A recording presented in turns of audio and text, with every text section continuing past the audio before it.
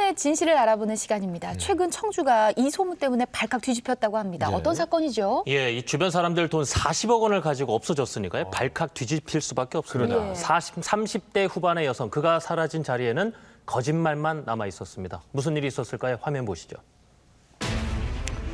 어떤 실마리도 남기지 않은 채 연기처럼 사라져버린 한 여자. 10년 넘게 살면서 그런 적이 한 번도 없었거든요. 종이토끼 하나 안 써놓고 없어진 상태인데 그런 그녀를 남편이 아닌 다른 사람들도 애타게 찾고 있습니다. 전화는 꺼져. 맨 거짓말만 하고 다니까 매일 거짓말만. 하나도 참말이 없는 거야 사람이. 과연 이 여자의 정체는 무엇인지 오늘 아침에서 취재했습니다. 갑자기 사라진 아내 때문에 속 끓이고 있다는 남편을 만났습니다. 2일날 없어져서요. 월요일날 저녁부터 통화가 안 됐어요. 그래서 전화가 꺼졌어요. 그래 하루 더 기다려서 4일날 했어요. 그녀가 마지막으로 목격된 곳은 살고 있던 아파트의 주차장. 그녀는 차에서 내린 뒤 가방 2개를 손에 든 채 그대로 자취를 감췄다는데요. 열흘이 넘도록 주인을 기다리며 자리를 지키는 차만 덩그러니 남아있는 모습입니다. 그녀가 사라진 후 그녀를 찾는 현수막이 걸렸는데요. 내용을 보니 그녀에게 뭔가 큰 잘못이 있어 보였습니다. 잘못은 뭐 한 건 맞으니까 네? 모두 피해자분들이 그렇게 많이 있으니까 그 사람이 그렇게 했겠죠. 대체 무슨 이야기일까? 이 현수막을 내건 사람을 만나 이야기를 나눠봤는데요. 그는 사라진 여자 김 씨에게 받을 것이 있다고 했습니다. 1억 4,500. 제가 있는 돈 1억 4,500을 다 가져왔으니까. 김 씨에게 돈을 건넨 사람은 더 있었는데요. 20여 년 마지막 공간이 끊길 때 그 시점 때까지 와서 돈 이야기를 했으니까. 금액도 적지 않은 상황. 800, 4,800, 1,800, 5,000, 2억. 현재 파악된 피해자만 30여 명 남짓. 그녀는 40억 원에 가까운 그들의 돈을 갖고 사라져버린 것인데요. 한두 푼도 아니고 40억이잖아요. 예, 그런 그녀는 피해자들과 한 동네에 살고 있는 이웃. 얘기를 들어보니 그녀는 피해자들과 상당히 가까운 관계를 유지해왔습니다.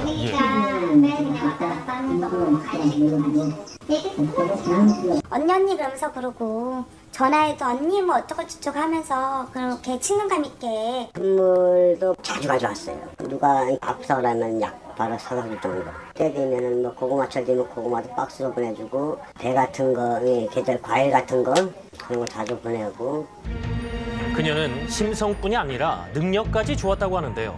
청주에서 봉왕으로 알려주잖아요. 연봉 뭐 2억 5천 정도 받고 한 달에 2천만 원인가 뭐 그런 식으로 급여를 받는데요. 그녀의 말이었습니다. 예. 보호망 타이틀에 각종 자격증까지.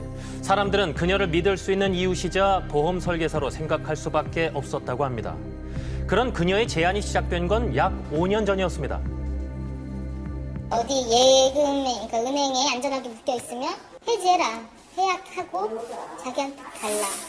그러면 뭐 10배 아니면 뭐 2~3배 이런 식으로 빌려주겠다. 이자 높은 오다가 나왔다 하면서 다른 사람한테 얘기 안 하고 저한테 먼저 얘기한다. 뭐 그런 식으로 접근해왔고 옆에 있는 사람들한테는 이자 일단 오픈하지 말라고. 현혹시키는 그 달에 수법이네요. 그렇게요. 주고 한 달에 500을 달라. 그렇게 하면 1000만 원당 70만 원 이상 주는 거예요. 저런 식으로. 은행이자 워낙 낮아서 솔깃할 수밖에 없었습니다. 예.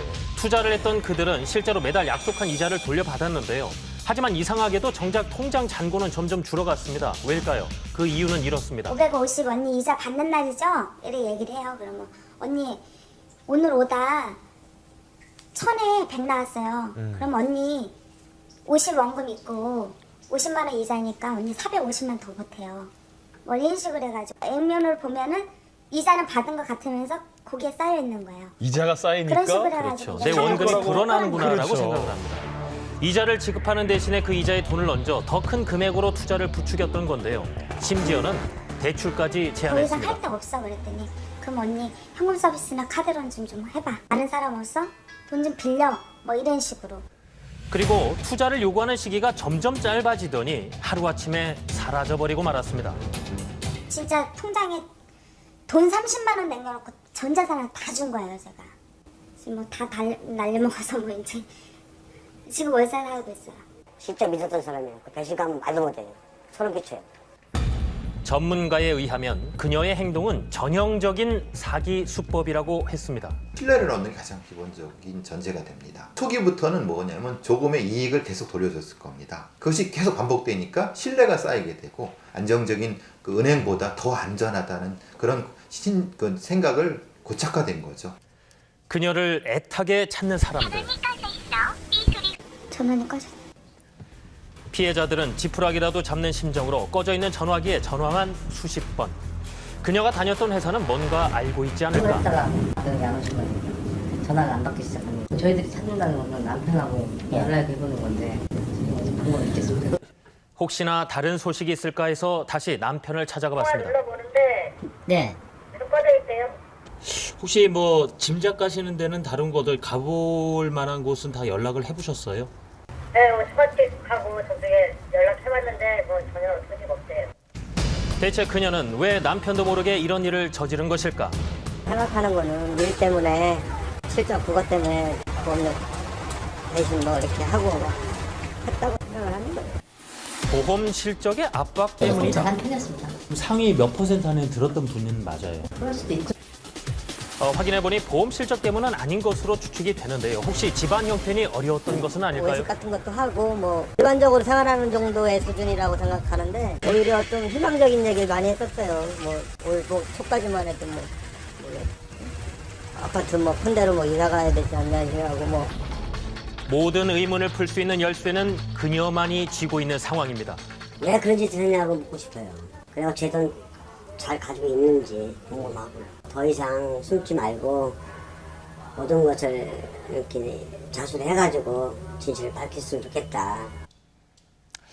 이런 사기 사건의 공통점은 가해자가 오랜 시간 동안 피해자들과 유대관계를 쌓아놓고 있다가 한 번에 큰 피해를 입힌다는 거죠. 피해자들 만나봤을 때요, 이 새우와 돌같이 단단한 믿음에 금이 갈 거라 생각도 못했는데 지금 거의 뭐 넋이 나가 계신 상황입니다. 정신 차리고 보니까 지금 모아온 돈도 사라졌고요, 또 빚더미에 앉아 있습니다. 자, 일단 그녀를 찾아야 될 텐데요. 피해자들 김 씨를 사기죄로 검찰에 고소장을 제출했습니다. 이제 본격적인 수사가 진행될 예정입니다. 네. 이번 사건 같은 경우에 전형적인 사기 수법입니다. 신뢰를 받은 것을 이용해서 이자 좀 더 줄 테니까 더 투자해라 이런 것인데요. 사실 이런 경우에는 이 피의자를 찾지 못하는 경우는 물론이고 찾아도 피해고자를 받지 못하는 것이 대부분입니다. 그렇죠. 이 가장 좋은 예방법은 정식적인 절차를 거쳐 투자하시는 거라는 거 기억하시면 좋겠습니다. 예.